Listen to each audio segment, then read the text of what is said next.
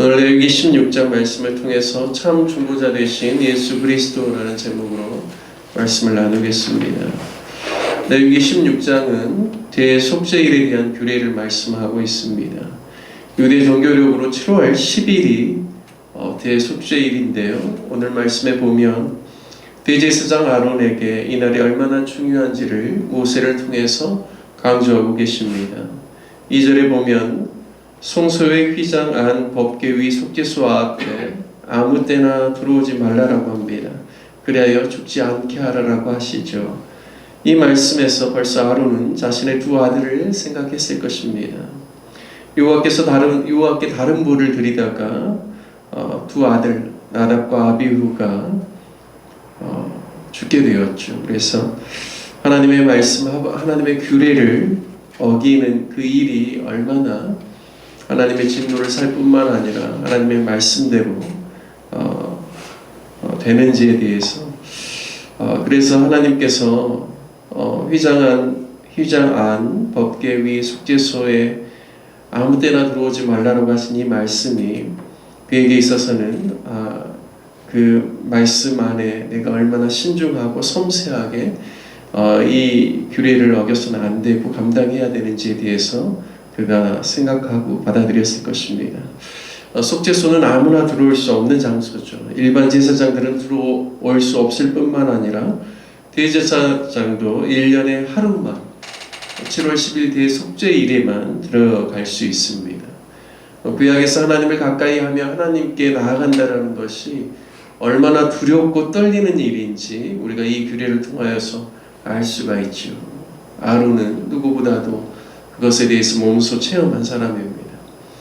하지만 신약시대를 살고 있는 우리는 예수 그리스도의 십자가의 구속의 공로로 인하여서 하나님 아버지께로 언제든지 예수님을 의지하여서 나갈 수 있게 되었습니다.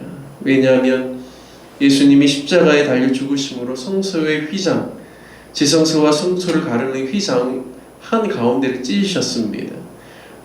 또 마태복음에 보면 위에서부터 아래까지 두 폭으로 찢으심으로 찢으셨다고 그렇게 나와 있습니다. 더 이상 하나님께 나아가는 데 있어서는 그 휘장의 어떤 가림이 없게 된 것이죠. 그리고 더 이상 짐승의 피를 의지해서 하나님께 나아가는 것이 아니라 바로 예수 그리스도의 보혈을 의지하면 누구든지 하나님 아버지 앞으로 나아갈 수 있게 되었습니다. 따라서 히브리서 말씀에는 죄 없으신 참 대제사장 되신 예수님께서 자신의 피를 들여서 은혜의 보좌로 나아갈 길을 열어주셨다라고 말씀하고 있습니다. 이것이 우리에게 이 시대를 살아가는 우리에게 놀라운 은혜요 특권이고 또 예수 그리스도로 말미암아 교회가 누리는 특권인 줄 믿습니다. 언제나 어느 때나 예수 그리스도의 이름을 의지하면 하나님 아버지 앞으로 나아가 그분께 예배드릴 수 있고 또한 그분 안에 거할 수 있다는 것이 얼마나 놀라운 특권인지 모르겠습니다. 오늘 레위기 16장을 보면 대속죄일에 아론이 먼저 지성소에 들어가서 죽음을 면하기 위해서 12절에 보면 제단 위에서 피운 불을 향로에 채우고 곱게 간 향기로운 향을 두 손에 채워가지고 휘장 안에 들어갑니다.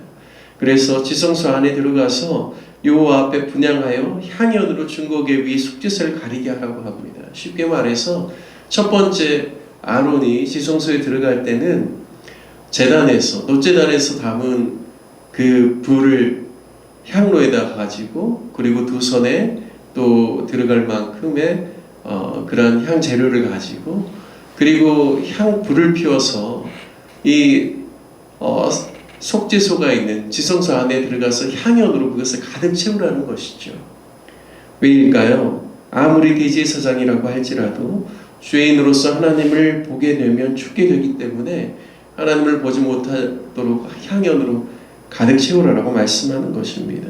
이게 첫 번째로 그가 대속죄일에 들어가서 지성소 안에서 해야 될 일이고요. 두 번째는 지성소에 들어갈 때 14절에 보면 수송아지의 피를 가져다가 속죄소 동쪽에 뿌리고 손가락으로 그 피를 속죄소 앞에 7번 뿌림을 통해서 먼저는 대제사장인 아론 자기 자신과 그리고 모든 제사장들의 가족들을 위하여서 속죄의 피를 뿌리라고 합니다.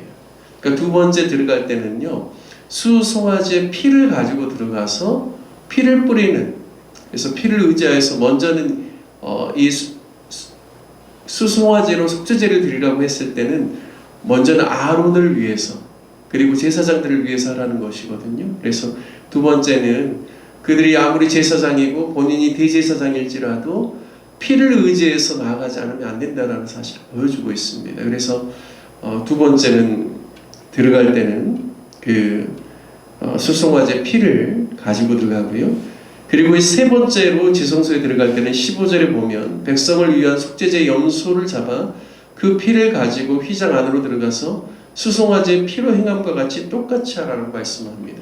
그러니까 이번에 이 염소를 속죄제 염소를 잡아서 그 피를 가지고 들어갈 때는 백성들을 위한 속죄입니다. 그런데 이 세 번째 들어갈 때는 좀 다른 면이 있죠. 어떤 면이냐면 이 아사셀이라는 염소 한 마리, 그러니까 염소를 속죄죄로 드릴 염소를 2마리를 준비하라고 하는 것이죠. 그래서 한 마리는 이제 제비를 뽑아서 제비에 걸린 그 한 마리는 죽여서 이제 피를 내서 그 피를 가지고 백성들을 위한 속죄로 들어가는 것이고, 한 마리는 아사셀로 따로 구별을 해서 이제 아론이 그 아사셀 그 염소의 머리 위에 두 손을 넣고 안수를 합니다. 그래서 백성들의 모든 죄가 이 염소에 전가되었음을 하나님 앞에서 고백하고 기도하고 난 다음에 미리 준비된 사람을 통하여서 이 아사셀 염소를 광야로 몰아가서 도저히 다시 돌아올 수 없는 그 곳에서 놓아주라라고 이야기합니다. 결국에는 아사셀 염소는 진영 밖에서 그리고 광야에서 죽게 되는 것이죠. 바로 이러한 예식을 행하라고 하는 겁니다. 근데 이 예식을 행할 때 회막 안에 누가 들어올 수 있는가? 아무도 들어올 수 없습니다. 오직 아론 한 사람만 이 일을 할 수가 있는 겁니다. 그러니까 이 일을 위해서 오늘 본문의 말씀에 보면 아론에게 평소에 입는 옷과 다른 옷을 입으라고 하죠. 그것은 세마포로 짠 속바지, 그리고 속옷, 속옷이라고 하는 것은 겉옷을 구분해서 하는 말이기 때문에 이것도 제사장들이 보통 세마포 반포 옷이라고 이렇게 기록되어 있는데요. 입는 옷이죠. 그리고 세마포로 짠 띠와 그리고 머리에 두 관을 쓰라라고 이야기하죠. 그래서 평소에는 그 위에 원래는 파란색 또 겉옷을 입어야 되고 그 위에 또 예봇과 흉패를 달아야 되는데 대속죄일에 하는 이 예식에는 아론이 겉옷이라든지 예봇이나 흉포를 입지 말게 하는 것이죠.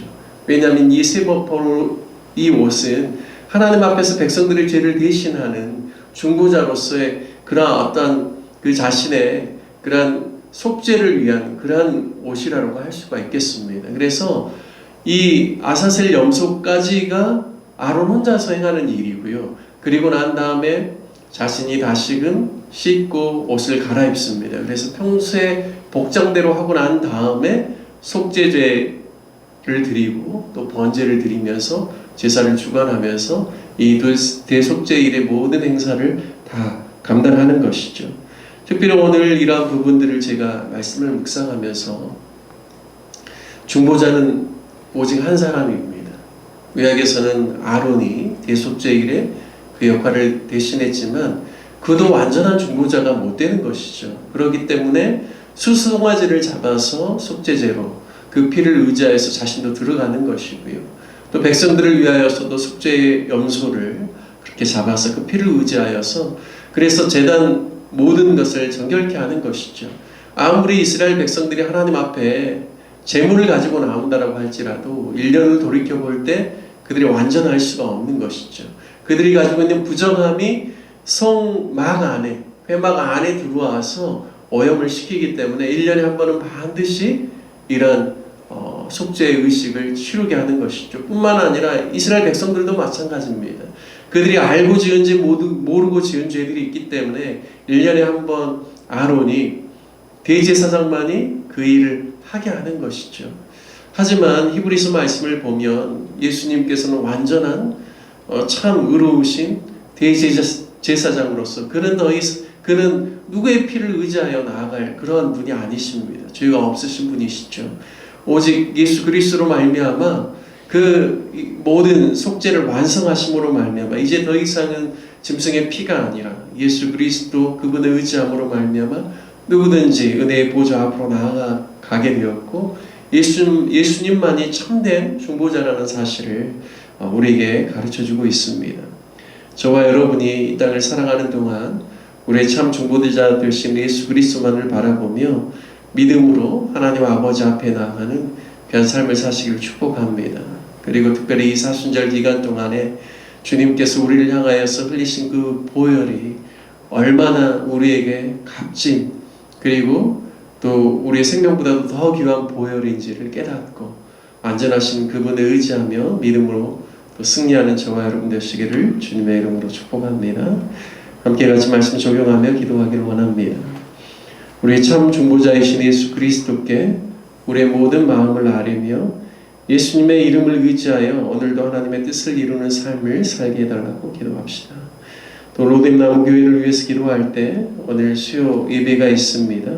특별히 예배를 위해서 기도해 주시고 또 예배 후에 또 목장 리더들 또 모임이 있는데요. 각 목장이 믿음 안에서 아름답게 세워지고 성도의 아름다운 교제가 일어날 수 있기를 위해서 기도해 주시고 또 4월의 사역들을 위해서 특별히 고난주가 다음 주에 있고 또 부활주일 그리고 마지막 주는 가정 세미나가 있습니다. 그리고 성경 공부를 다음 주에 마무리하는데요. 모든 사역 가운데 하나님께서 함께해 주시고 기름 부어 주시도록 기도해 주시고 또 선교사님들 사역자들을 위해서 기도해 주시고 무엇보시 복음화와 대한민국 또 위정자들을 위해서 기도해 주시길 부탁드리겠습니다. 시간 다 같이 주님의 이름 한번 부르시며 간절한 마음으로 함께 기도하겠습니다. 주여 하나님 아버지 오늘 이 새벽에도 주님 앞에 나와